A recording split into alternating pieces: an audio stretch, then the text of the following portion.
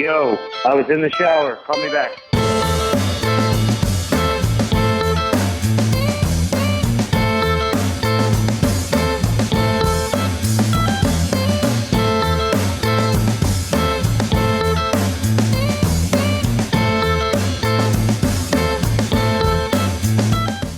All right, what's up, guys? I'm Josh. I'm Jared. And as always, we got BJ on the ones and twos. BJ's a little under the weather, though. He's afraid to cough into the microphone, so he's gonna be quiet today. He's gonna be a little quiet, unless we end up needing him for something. But we'll try to give him the day off. But first, we'll handle some business here. Jared, let them know some of our info, please. For all you listeners and callers, the number to reach us again, the Melon Party hotline, 317-520-3168. Leave us a voicemail, topics, or info or feedback on what we spoke about.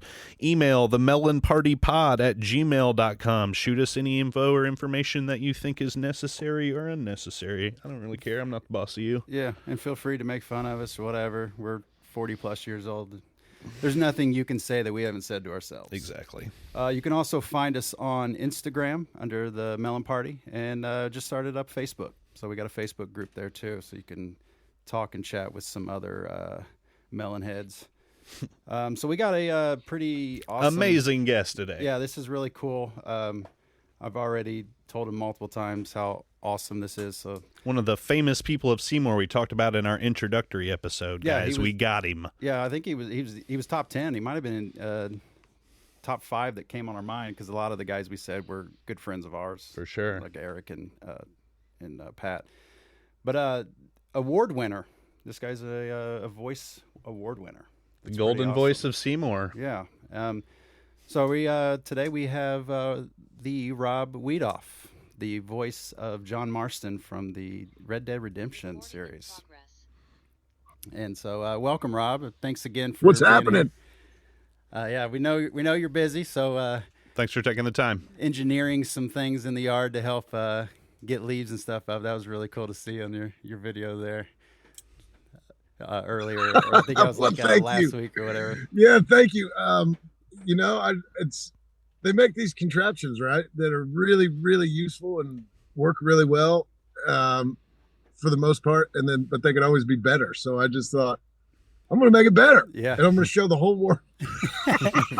Well, I work in commercial caulking, so there's a lot of tools and stuff we'll use, and you can tell, especially in construction, is that you can tell when something was created by an engineer who's never done the work, or was created by someone who got tired of doing something a certain way and then created it themselves, you know? So it's the different equipment stuff. You can always kind of get that feel on if it was made by an engineer in a lab, or it was made by somebody who was actually doing the work and was like, there's got to be a better way, and created it.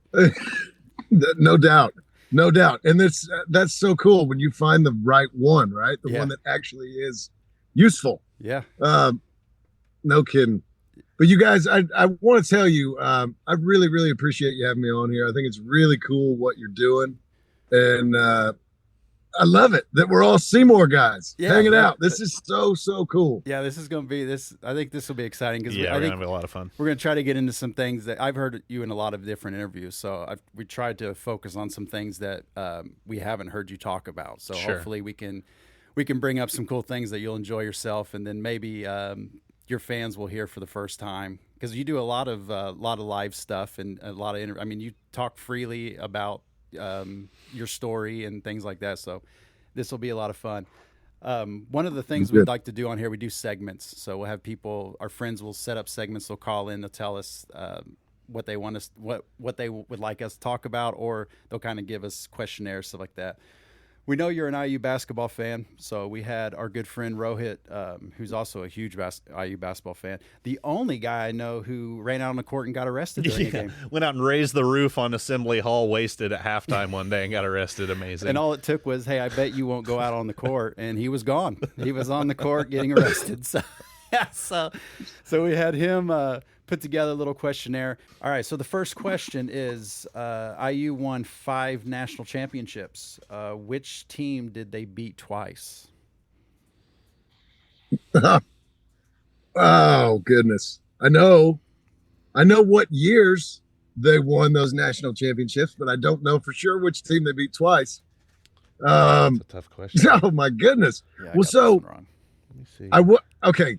So I remember when IU beat Syracuse. I'm old enough to remember that. I watched that game. It's a shot. And then I'm going to guess Kansas. That's a good answer. I think it's Syracuse. I think they beat Syracuse twice, probably in the 50s or something. That's what I guess, but the actual answer is Kansas. Oh, man. Nailed it. So, he nailed it. So in That is the luckiest guess. 1940, 1953 is the two times. That's amazing. That is amazing. I want to tell you something really cool about that 1940 team. I think it's really cool. My grandpa was on that team. Shut really? up. No way. Really? Yes, he was. Wow. Here's the craziest thing about it, though. If you look it up, if you Google it, you may or may not find his name. I don't know if I've found it when I've Googled it or not. I know I've seen, like if you're at Assembly Hall and you walk down the hallway and you can see all the championship team pictures, he's not on it. I don't know why. Really? I really don't know why, because there was a game when I was probably, I don't know, 5th grade, maybe 4th grade, however old I was, that we went to at Assembly Hall where that 1940s championship team got honored nice. At an IU Illinois game. And so my grandpa was out there. He was on the team. Yeah. Nice. But he never got to play much. He wasn't that good, but Sure. he was a national champion for IU Natty. basketball. That's pretty got a daggone chip. cool. That's more than most people can say. That's amazing. Champ's a champ. Yeah. That's awesome. Awesome. Inside connection. I love it. Yeah, that speaking of the 1887, the guy who hit the shot, Keith Smart, was actually I was able to go to Reggie Miller basketball camp, and during that week, Keith Smart was my coach.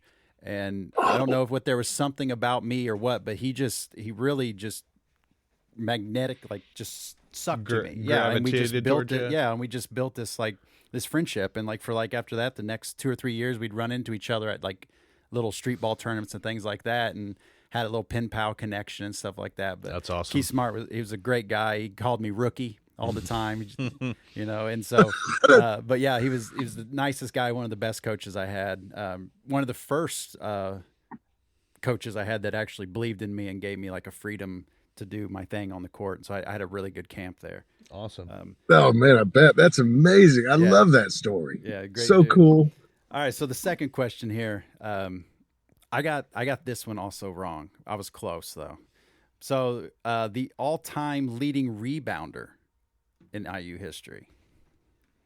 That's a tough one. Oh my goodness. I got it wrong because I was overthinking it. This is actually, when you hear the answer, it makes sense on who it is. Man, the leading rebounder of IU history. Oh man. You know what? I'm gonna guess more recent, I think. I'm gonna say, well, no.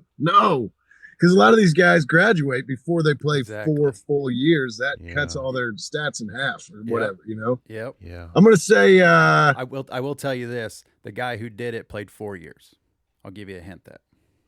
He played 4 years. Yeah, he did this. I'm gonna say it was Uwe Blob. Uwe Blob. That's sensation. The glass man himself from Germany. That's a great guess, but it is wrong. I'm gonna say I'm gonna go more recent. I think it was TJD. He was a glass man.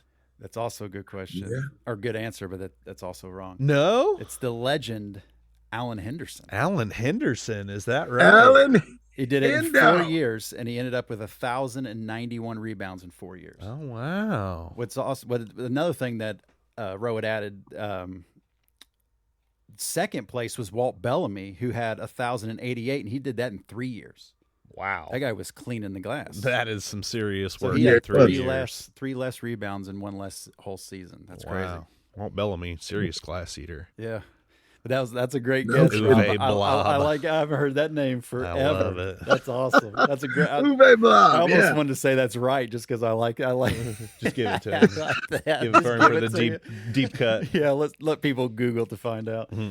All right, so in the 1987 championship, we were just talking about how many players scored in that game. Wow. How many players? How many total players scored in the 1987?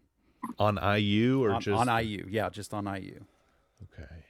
Dang. Do you have a tight rotation or not? How many people?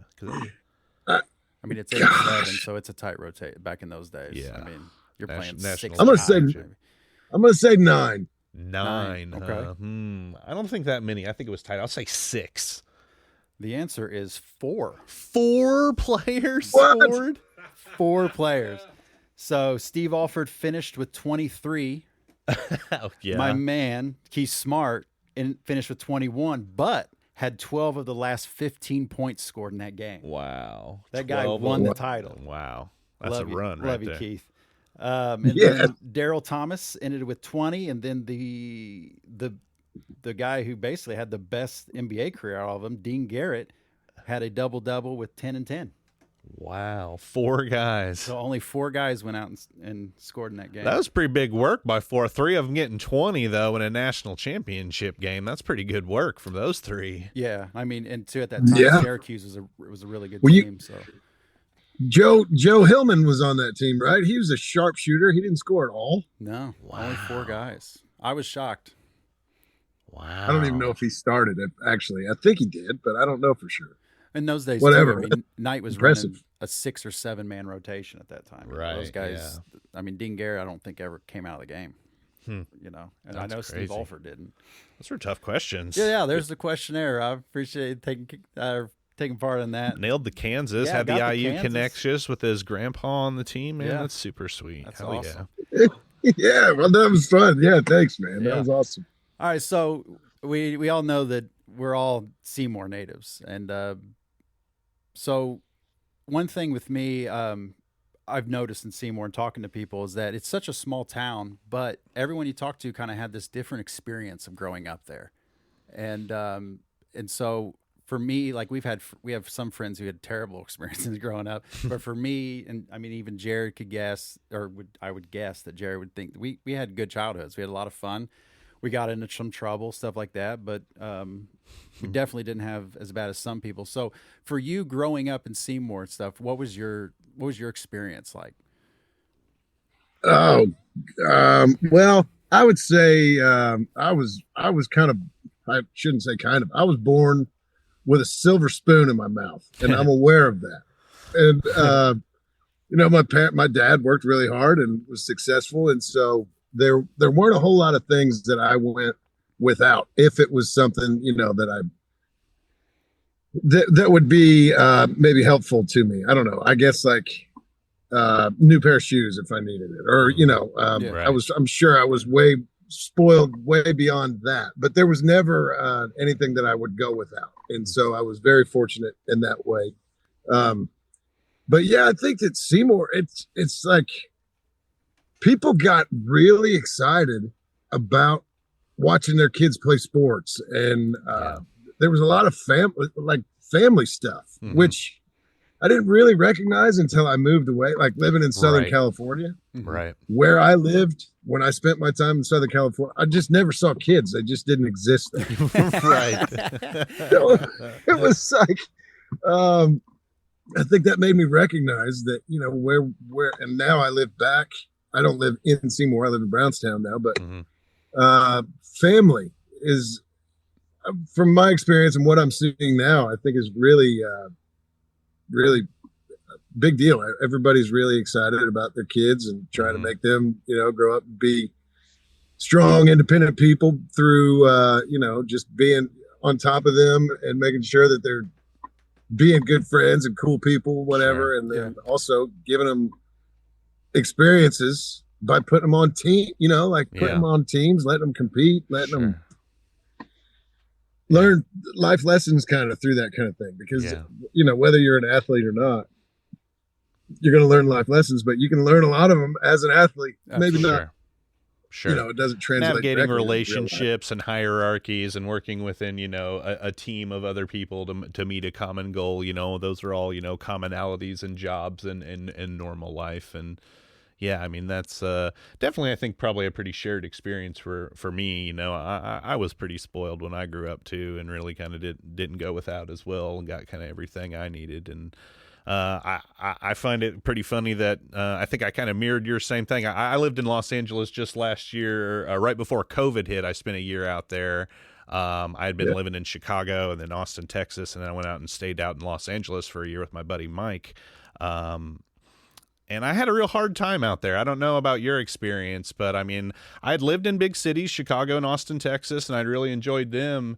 And just when I got out there to LA, I felt like a very small fish in a big pond, even more so in the other big cities that I was at. And I wondered if you might have had that experience as well. Yeah, no doubt. I mean, I was very fortunate when I got out there. I knew people before I moved there. And so I was able to kind of find a network of friends to hang out with through these. So I guess I should specify most of the people that I knew, actually every one of the people that I knew before I moved there, I knew them through my ex-girlfriend. Sure. And so they were all girls. Right. And they were cool, they were cool and we could all hang out, but they introduced me to their friends. And so I was able to find a network of friends, which I think when you're, in a place that's not right, so comfortable, it's new. Yeah. There's a whole lot of unknowns. Sure. And if you can at least know, like, hey, there's that person I've had a conversation with about whatever. Right. We can hang out and just chill out for a second. Yeah. You need that. I think, for so. Sure. Because it's a very big change from here, as when you walk around, Seymour, and you can go to Walmart any time of day and run into 10 people that you know. Yeah. And I mean, that just will never, ever happen in Los Angeles. It's just, so I think that I was very in need of that safety blanket. Like, give me someone to talk to. I feel very socially awkward right now. Yeah, that no doubt. I know that I was fortunate that I had, people like not people I'd known my whole life, but people that I knew well enough to think, okay, yeah, we're cool. You're not gonna try to rip me off in any way. You just, company is all we're looking for from each other. Yeah. So and to get away from the loneliness feeling. Yeah. Yeah, but then I also I was willing, not to say that you weren't. I'm not comparing me to your experience, whatever, but I was willing I wanted to be a bartender, and so does everybody else in LA, because it's a good way to make money and then also have freedom to audition and whatever, to chase your dream. But I thought, okay, so this bar is not hiring for a bartender; they're hiring for a bar back. Which is the guy that, makes sure the bar is stocked and all the different things that make it easy for a bartender to keep. Yeah, we've both tended bar as well in our lives. Yeah. So I thought, if I take this job as a bar back that nobody else wants, maybe I can work my way up and get a job as a bartender, which is exactly what happened. So I think that helped me a lot too, being willing to do the not so glamorous things that, if you stick it. Not everybody in Los Angeles is like that. They would kind of want to skip to the front of the line typically and don't want to get their hands dirty. And I think we kind of had that Midwest moxie about us. I ain't afraid to do a dirty job. Yeah, I think that says where you grew up.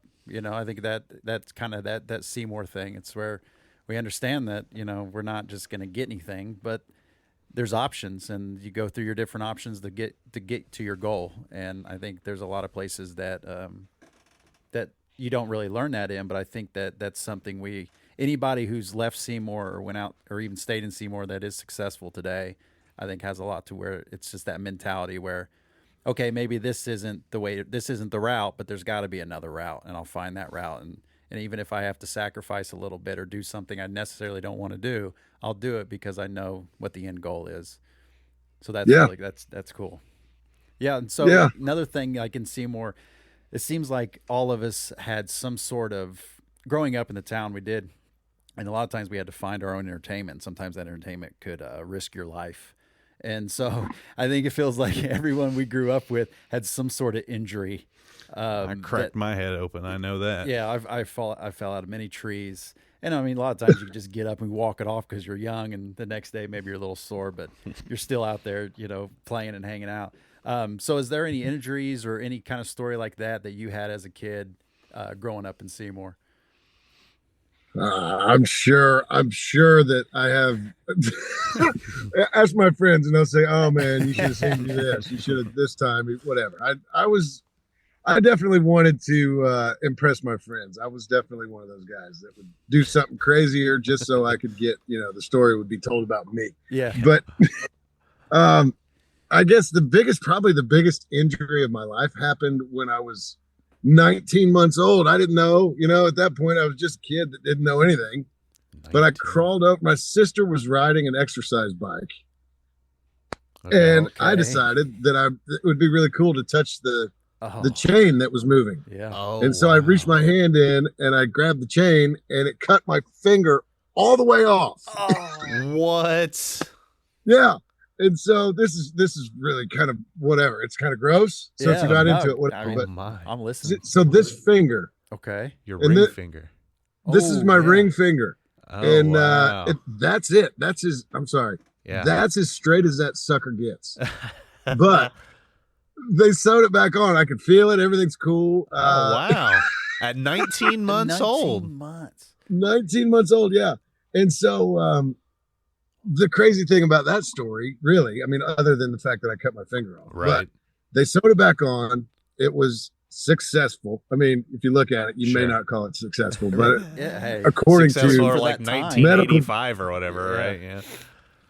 Yeah. So that was a world record. I was the youngest successful replant in the world, they said at the time. Wow. And you don't want that. You obviously don't want that. I mean, dubious trivia by Mr. Rob Wiethoff. We love it. That's why we're here at the Melon Party. I love that. That's great, though. Yeah. Well, I mean, good for you for getting it back on there. And I mean, you can get your wedding ring on there now, right? So I mean, it's good. Yeah. It's so weird. This wedding ring, and I can't undo it right now because you got to have like something kind of sharp. Maybe I can do it with my keys. You got to use a tool. I'm gonna try and do this real quick just so you can see it. Oh, you got to have like a tool to take it on and off. It clamps like a handcuff. Okay. Wow. I mean, it's like a metaphorical and literal handcuff on my finger. That's kind of amazing. I was like, maybe life was trying to tell you something at a young age. Like, we got to take his ring finger. He'll break too many hearts. He's going to be a heartbreaker. Take it away. And the doctors put it back, and here you are. And now you've got a special ring to get that ring on. That's amazing. Yeah, that's pretty wild.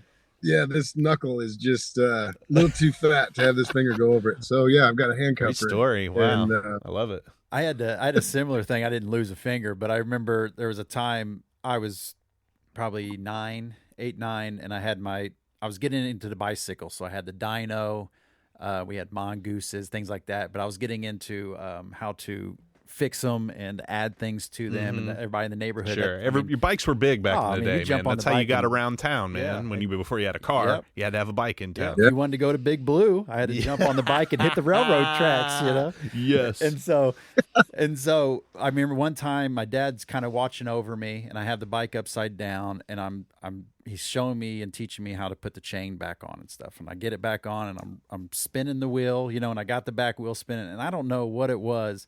And he said he could see me start thinking, and then the wheel spinning. And for some reason, I just went and stuck my finger in the spoke. And of course, the wheel stops on it. And I pull back and I'm like, and I look up at my dad and he's just looking at me and goes, well, why the hell did you do that? I was like, I don't know. Why did you let me? And he goes, well, you'll never do that again. And that's how I grew up. You kind of have your dad watch you do something stupid. Kids do something stupid. That's how you learn how to do stuff. And I did the same thing. I was like, we had a wood burning stove in the house I grew up on 4th Street. It's not there anymore. And as soon as you walked in, it was like right there in the main living room. I remember when I was young, I was like 4 or 5 before kindergarten. I went in there and like I came out of my room, and there was that wood burning stove right there. And I just, for some reason, as a little kid, just put my hand right on the top of that stove. I felt the heat on it and just sizzled the top of my hand, man. I just taking the fingerprints off. Yeah. Crazy. All right. So you left Seymour and then you went to Indiana, right? And Indiana University. And what was it that you were majoring in at IU, or what was the reason for going to IU? I should have. Honestly, I should have gone to Purdue because I've wanted to be a pilot for my entire life, as no, long as I really? can remember. I wanted to be a pilot. That freedom. That's awesome. I just didn't want to go to Purdue. Because at that time, my whole family, everybody that had gone to college went to IU. Yeah. Right. You were legacy. With the IU Purdue rivalry, all that stuff. I just was like, you know what? I'll figure out something else, and I'm sure I'll be happy. Whatever. And so I started off school at IU thinking I'm going to be a business major. And I had no idea why. I just knew that's a really good school. IU Business School has got a lot of, you know, it's a really good one. So I'll try and do that. And then I started taking these classes and realized that even then, and I shouldn't say that this is how I feel about anyone who's successful at business, but as cocky as these kids were, and a lot of them from, you know, I use a big school, people from all over the place, you know, they were like really, really wealthy kids of successful business people that were probably going to take over their parents' business or whatever. But the attitudes and the just, you know, the everybody was so cocky, and I thought, I don't want to be around you. They just put out that wrong vibe. You didn't want to be with them. Yeah.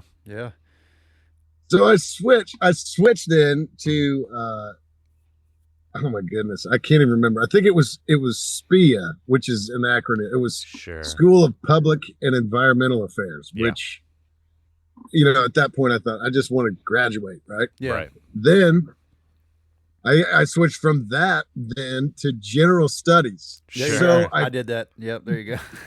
that's almost throwing the white flag for in, a lot of people. That's You're just like, yeah. Basically, I went to high school twice. And, and I That's why college isn't really about a specialization unless you really know what you want to do. And I mean, very few 18-year-olds do. I mean, you said you wanted to be a pilot. I mean, that's great. When I was leaving school, I had no idea what I wanted to do. I was never a very good student. They always said, go to college, you'll figure out what you want to do, take some classes, you know, and you're really just there to navigate that hierarchy and that red tape and show that you can do it and get it done, you know. And I couldn't do it, man. I was like, this is too dumb. I'm here to party. Let's rage, and thanks for the 4-year bender.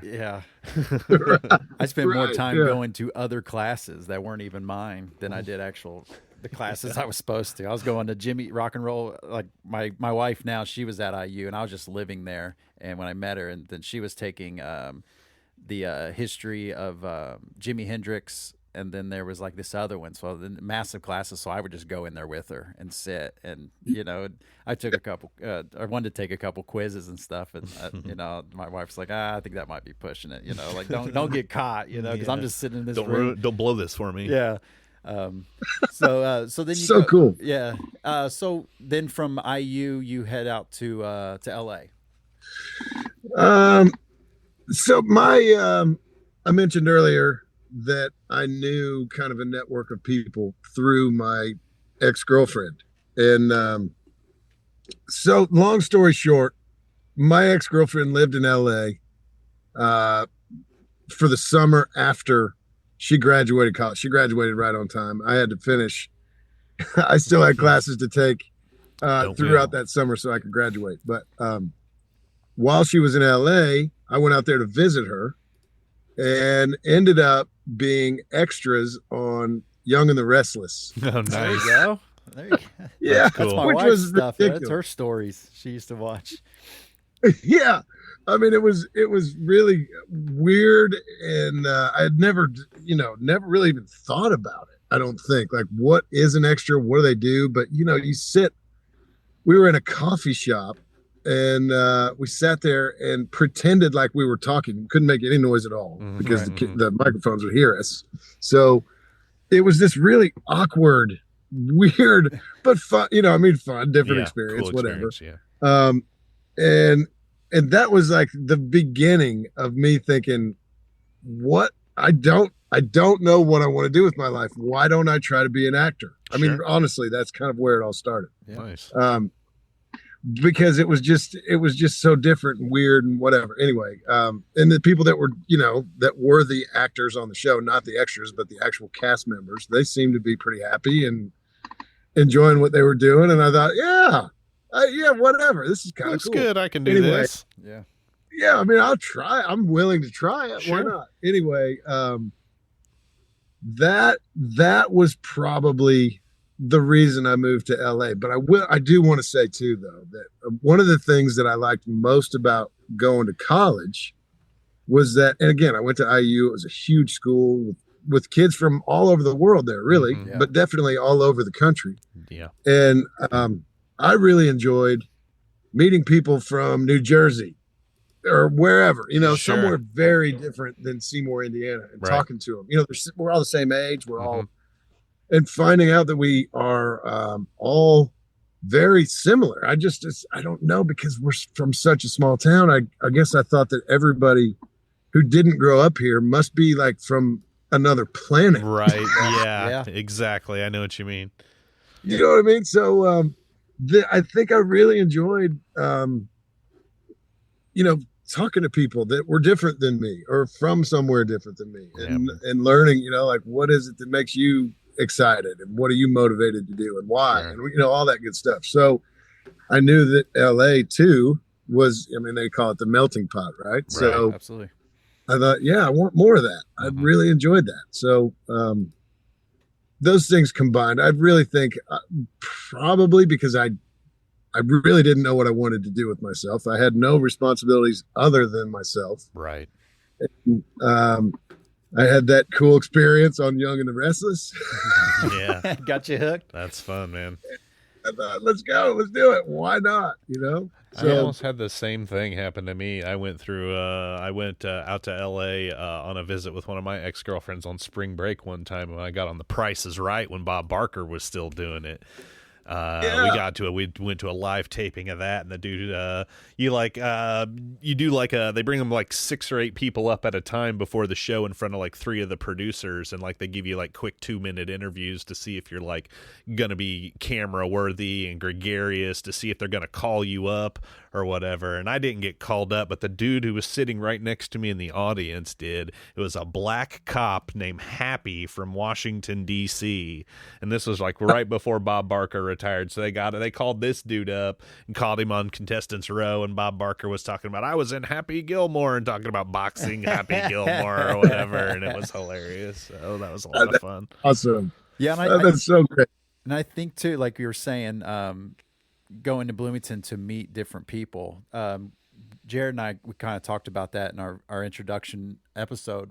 That was a big thing for us, because a lot of our experience with especially different races and different type of backgrounds come from TV, and come from music and things like that. Mm-hmm. And so for me personally, I wanted to go experience that. Like I wanted to go experience, experience, but I wanted to meet people who had different struggles that I was seeing and hearing about that we just that wasn't a reality where we grew up. Right. And so we moved to Bloomington. I wasn't going to school. I was just living there, but that was kind of that beginning. Like you said, a lot of kids from New York, New Jersey, the East Coast, California, all over, and I started meeting more people from Europe and things like that.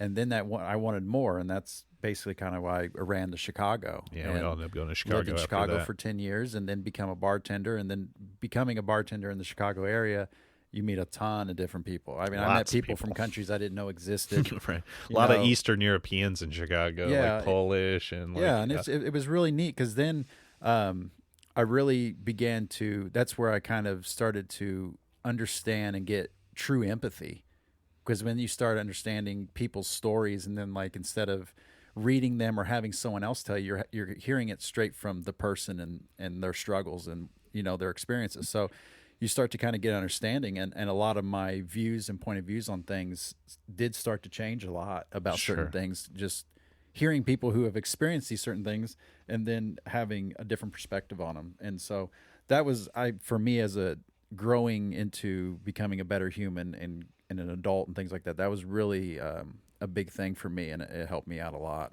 And so, yeah, and then you go into LA and then wanting to be an actor, I think that city kind of, that's the dream, the ultimate dream of that place. So I think if you spend some time there, and you're eventually, I think everyone's going to want to try to give it a shot, to acting, especially if you get like a background gig and you're like, oh, this is kind of cool, you know, and you're kind of looking around and experience it. And I've been on some sets, and it's a wild experience, because then you start to realize how much actually goes into creating just the simplest commercial, you know, and so you kind of get hooked on it. And you're like, oh, this is something I could do, hang out with people all day and memorize some lines, and then, you know, eat some cheese sandwiches if you're lucky, you know.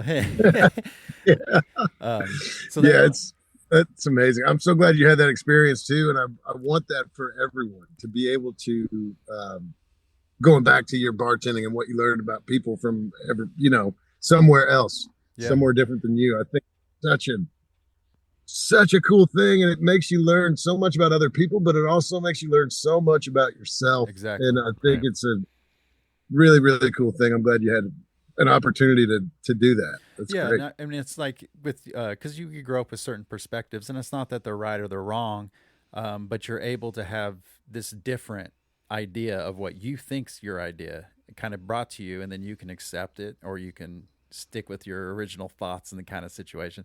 It's about growing as a person in your youth. For me, it was being able to see the other side of, I guess, arguments or discussions, things like that, and and learning to have the ability to accept it and to, you know, change your mind about some things and way you maybe were raised or feel about certain things. So that was really thing. And I mean, as a bartender, you know, we become therapists a little bit to some people, you know, like some people just, I mean, when it comes to that kind of lifestyle, there is a lot of loneliness, and sometimes people just want to sit at a bar and have the bartender tell them something, you know, so. Yeah. Talk to them with no real expectation. Yeah. And so, then so we'll go into like the Red Dead. So this was a pretty big deal for you, but you didn't necessarily see it as this huge ordeal that what it ended up being when it first started, right? No, I know. I had no idea what I had gotten into. And I guess probably a big reason for that is that I'm not a gamer, and I've not really ever been one. Okay. So I didn't know. I know that, you know, like, of course I'd seen my friends play games, you know, and even like one of the Grand Theft Autos, I can't remember which one it was, but there were good friends of mine that, you know, I was over at their apartment. We were all hanging out and they were playing one of the Grand Theft Autos. And I was like, that is so crazy. How do they do that? I had no idea that there were actual people in performance capture suits acting out these scenes. And that's why it looked the way it did. And that it wasn't animated and all the different things that I learned once I started working on Red Dead Redemption. But yeah, I didn't know. And also it was never my goal to be an actor in a video game. I didn't even know it existed. That's what I'm saying. I had no idea about so much of it, you know, but, yeah, I think now, you know, I was very fortunate. Honestly, I fell into this role. I got called for an audition. My agent didn't know what it was for, but I went because that's why I moved there, to, you know, try and get jobs. Yeah. And it turned out to be the role of John Marston in the Red Dead Redemption series. But like I said, I never was looking for this. And it's so weird. I'm so glad I get the call found it, or it found me, or whatever, you know, but yeah, wild. Do you think they had like heard your voice somewhere before and were like looking for like that kind of like gravelly, like westerny, like kind of tradesman-y voice? Do you think maybe they had heard you in some of your other work that you had done, or did you have a reel or something that you had out there? Or? No, I don't think that they had ever heard my voice at all. I really don't, because, you know, the director for Red Dead Redemption is also the director for Red Dead Redemption 2 and Undead Nightmare, but also Grand Theft Auto and Bully and all these games. It's the same director. Yeah. And he's a busy dude. Sure. And so they are very focused on what they're working on at the time. Of course, they get breaks and whatever, but not long ones, because they've always got stuff going on. Sure. But he did mention to me that they had people in mind. He never said specifically who they were. Right. And I think I probably asked him, but I don't. Rockstar is so secretive about everything. Sure. It's hard I mean, they have to be. Yeah, they do. I mean, they just do. You know, It's I mean, like top secret NSA shit. Well, they had that huge GTA 6 leak this year from that young kid in like England, and they prosecuted that kid big time. Yeah. Like, Yeah, they and it went was a after him. big deal for them, and they locked it down even harder after that. And I'm sure, do they have like numbered scripts and stuff like that for you? Like for like with like where you can't like take data in or take your cell phone into the booth or something? Is it like locked down like a top secret base when you're on like set doing stuff? Yeah, I mean, yes and no. I mean, my script, when I would get you didn't get the script in its entirety for one. You only got it in little sections, and those sections that you got were not in order. Oh wow! So I don't know, like a way that they're able to even the actors that are playing these roles can't really spoil too much until it's almost all the way done, because we don't know the story because it's not given to us in order. Oh, nice. I mean, that's a good way to so do that's it, though, crazy.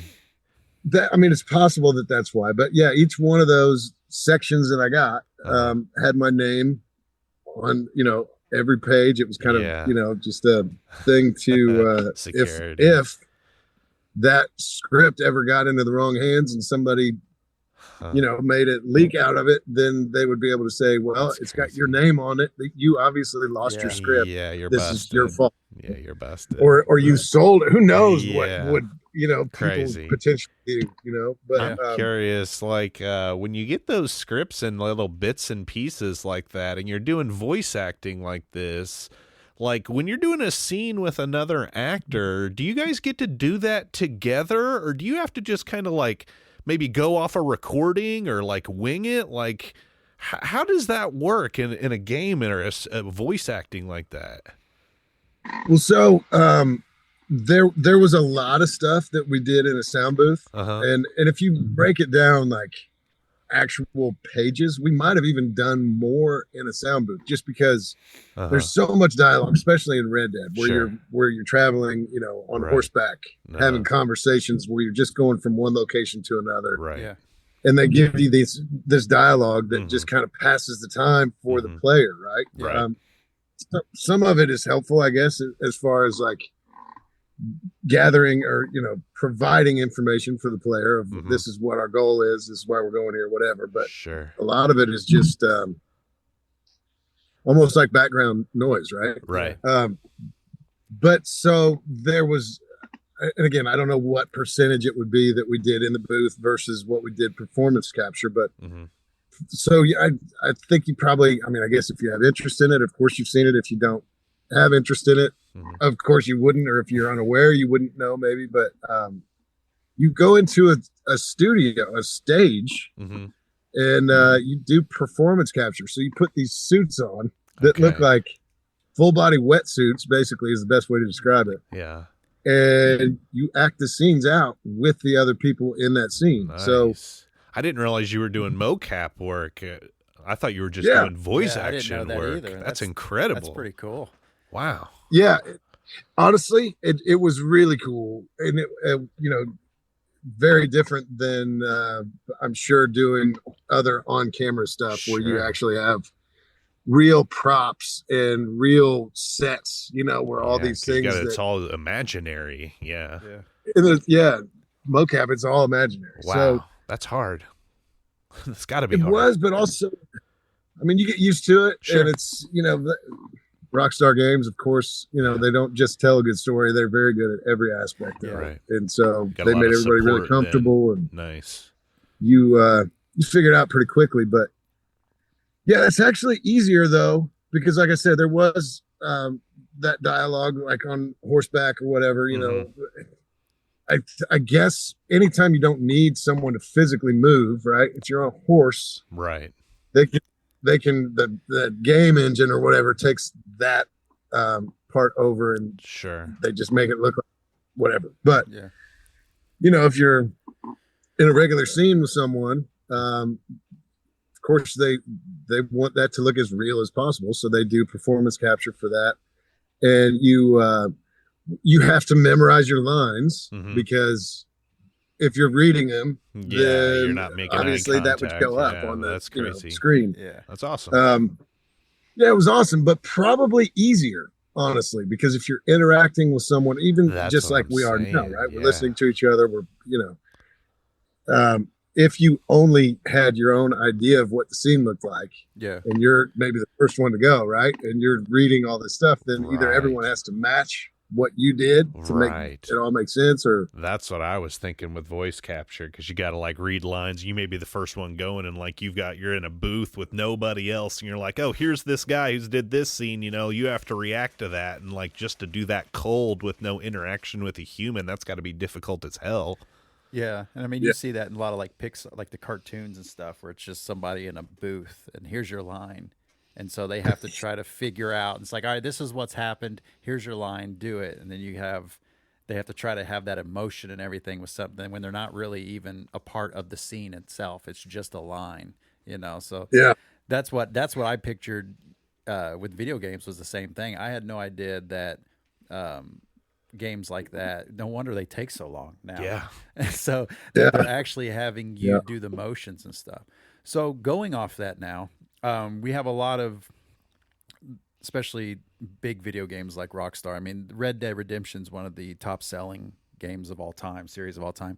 And you got to voice one of probably the most recognized characters in at least the last decade easily in video games, being John Marston. It won some awards, like I mentioned earlier, and stuff like that.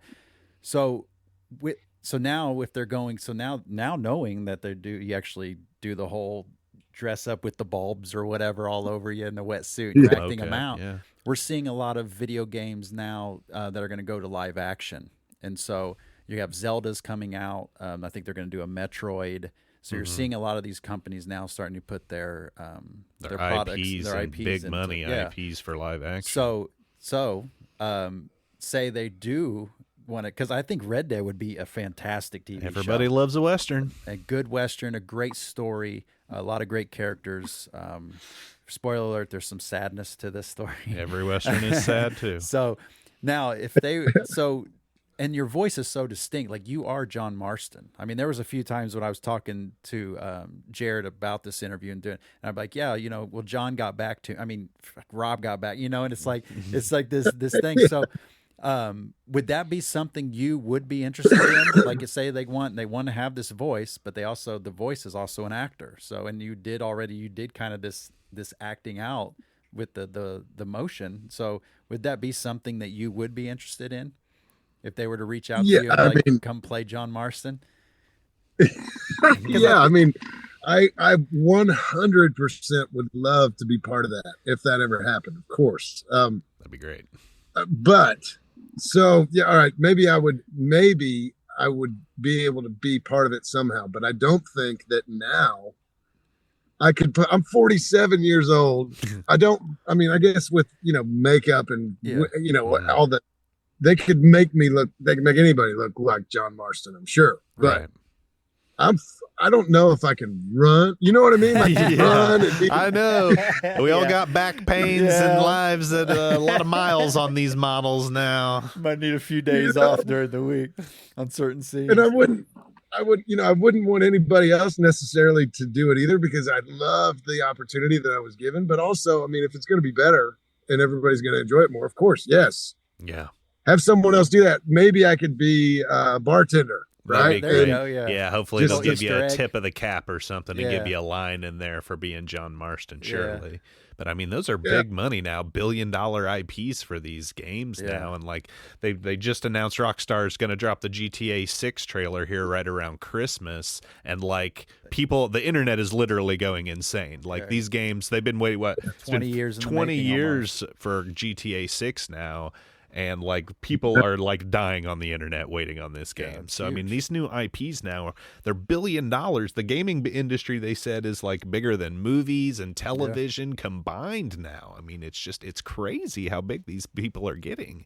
And I was just wondering, Have you seen a big boost in your celebrity lately with the proliferation of celebrity? I'm big into Dungeons and Dragons, and that's had a big surge lately. And obviously Matt Mercer and Laura Bailey and those guys who have Critical Role are big voice actor guys, and they've now gained a very large amount of celebrity. And I'm just wondering, has that trickled down to you being a voice actor as John Marston? Have you kind of seen your celebrity rise lately, like maybe in the last 5 years more than it was when like a Red Dead first came out? Oh, well, yeah, no doubt. More, and it's so weird to be. I don't feel like a celebrity, one, because I know that, I know what a celebrity is, and everybody knows what a celebrity is. And I don't think that everybody knows who I am, and so I'm comfortable with that. But sure. I You guess still have some anonymity, sure. But no, I mean, I just don't think that. I don't feel like I'm actually a celebrity. Is what I'm saying. I don't think that's great. I think there's a big difference between a celebrity and what I am, and I appreciate it. If people are fans of the game and whatever, but I just wanted to say that. And for sure, I have definitely had more interaction with fans of Red Dead Redemption this second game, way more so than I ever did from the first one. Yeah. And I don't know. I mean, we did performance capture on that one too. I don't think that necessarily has anything to do with it. I don't know what probably because these games are becoming, like you said, they're earning more than movies and TV shows combined. It doesn't cost you $60 or $65 to go to a movie. I mean, it might if you take your whole family. Right. Yeah, it can. Yeah. The ticket, I mean, to buy a game is very expensive. Yeah. And so that helps with that stat, for sure. Yeah. But it's I think that gamers now to be a gamer is not like considered a nerdy thing at all, where before it definitely was, and now it's just not. That's just very common. So I think maybe that's got something to do with it. But yeah, I didn't have and by the way, my Instagram and TikTok and all that crazy stuff is absolutely ridiculous and embarrassing, but fun. And who cares? I'm too old to be cool, so I'm going to be who I am and whatever. Sure. Yeah, take it or leave it. Yeah, and I understand what you're trying to say, but like you did earn it, and it's something that it's work. And I'm sure like there's times that you're kind of just like, there's certain things people say to you or they'll label you, and you're just like, especially going back to where we come from, like that's not a very thing that's easy to be comfortable with when people label you or call you a certain thing or look at you a certain way. It can kind of make us, a little uncomfortable about the situation. So I understand that, but I don't think it's anything that I think it's something you should be very proud of. Definitely. I mean, it's something you have earned. It's a great experience. It's a cool adventure, But I do have a question too. Like, is this? Are you still trying? Do you still have an agent? Are you still taking on roles and work? Looking for work? Still doing that kind of stuff? You're still trying to do? I'm not actively searching for work, and I think that doing that is a job in itself. Right. Sure. Because you got to with absolutely zero pay. Right. And I mean, unless you find something that works out, you book it, and then you make whatever you make. Right. But I do have an agent that. By the way, anyone, no matter where you live, if you want to be a voice actor, you can do it right now. My agent is in LA.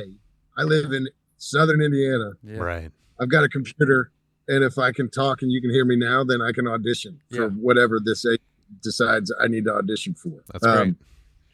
I don't do it very often because I've got a wife and kids and a regular job. So it takes time. Plus, if I book a job, then I got to take time off work, and then that could be, that. Yeah, I was curious what kind of commitment. I was like reading on your Wikipedia that you did like a couple years for Red Dead when you were working on it. Like, what kind of schedule commitment over those 2 years? Are you working like 9 to 5 every day, or you got to come in like 2 hours at like midnight on a Wednesday, and then like is it like crazy casting hours like a movie set, or how's that schedule look like? Well, so because they can control everything inside the performance capture studio as far as weather time of day, all that stuff. It's you don't have to. If you're doing a night shoot, you're doing it at 9 o'clock in the morning, just like any other kind of shoot, because it's all, the world is created by computers, right? So they can make, just like they can make your avatar look any way they want to, they can make everything, all the surroundings look however they want. Sweet. Yeah, we were 9 to 5. That's amazing. And yeah. And, that's interesting too, though, because at the beginning of the game, you're high in the mountains and it's cold. And they would tell you, like, you're cold. Just remember, you're kind of cold and whatever. And so I remember even like 2 years into the game, because we would, move around. Like I said, the script wasn't in order, the pieces that we got. People would say, okay, is it cold? Yeah. What's the weather out right now? Like, because you're sitting. No, it's not cold anymore. You're in the desert now. So, That's cool.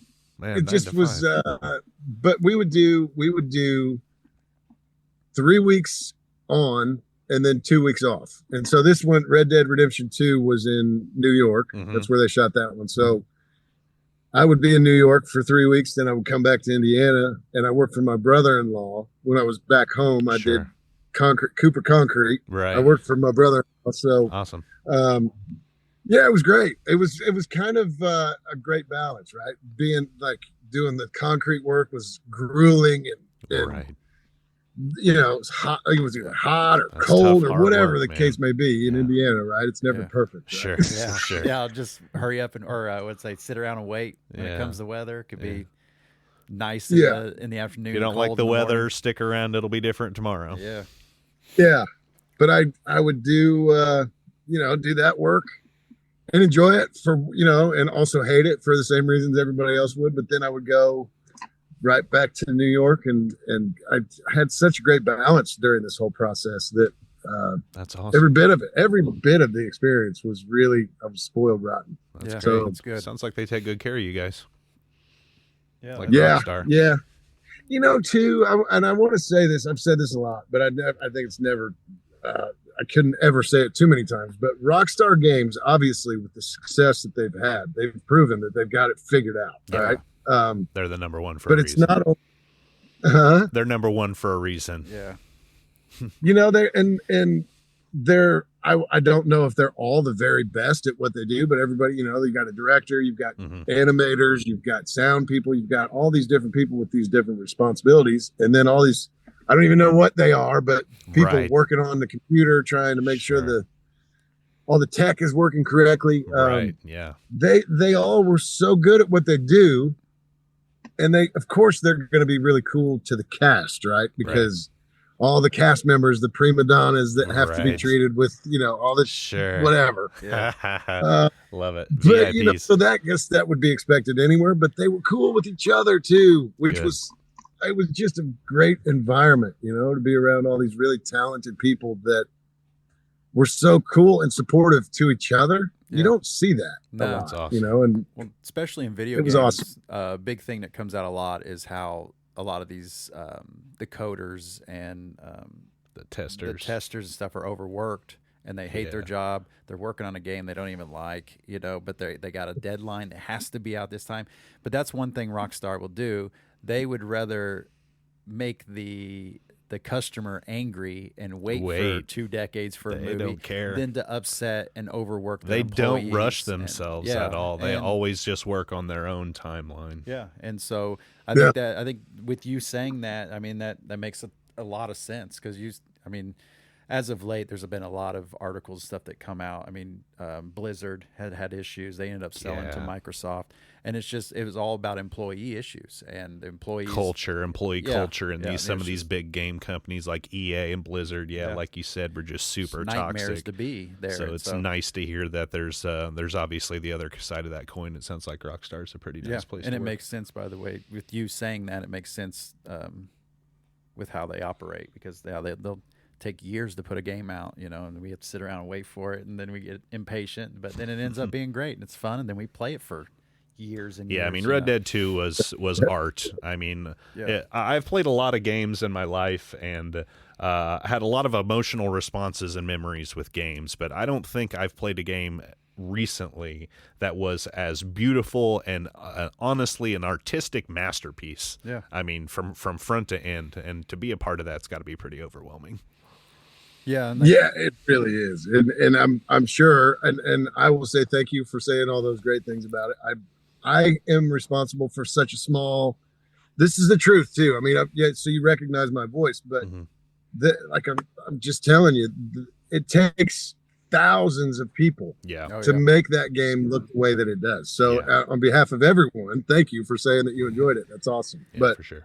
My part of it, substantial maybe in some ways, but it's a huge team of people that are working real hard and are determined, focused and for sure motivated to do great things. So I'm glad that you feel that way. Yeah, I think a lot of people do. Yeah, and I think we'll wrap up just to get you out of here. Yeah, we appreciate you taking the time, man, and thank you so much for speaking with us. That's great. All right, hold on 1 second. Hey, Rob, I got some text from my kids. I told them we were interviewing you. Oh, there we today. go. Let's hear them. My youngest, who's 18, damn, what WTF? That's John. That's John. And I was like, yeah, I know. And then the other son said, damn. And the other one said, that's dope as. Yeah. And so all three of my sons may do some housework this weekend. So thank you so much. I appreciate that, Rob. Helping out. Awesome, man. Well, please tell them I said hello, and hopefully I'll get to meet them someday, run into them somewhere. That'd be awesome. Yeah, we have actually, we've mentioned, I don't know if you know about the John Cougar Mellencamp, his childhood home back in Seymour is being turned into an Airbnb. And we've had a few people reach out to us about maybe doing, because we talk about it in our first introduction episode. Cougar B&B. Yeah, the Cougar B&B. We were just shocked that, they were charging like $200 a night to stay there, And I mean, I like John Cougar, but it's like I didn't realize he was that big. But we've had some people reaching out trying to help us get connected and maybe doing like a show at the Airbnb. And if we do that, we may try to get you to come back and we'll all do like eat a chili dog and at the Cougar family home there. Just hang out and maybe get some. That would be amazing. Get some stories going on. But yeah, we really appreciate your time. Like this was awesome. I know that you're busy. This is not something you had to do, so this really means a lot. Yeah. Will you go ahead and just let people know where they can find you or anything you want to plug or anything like that?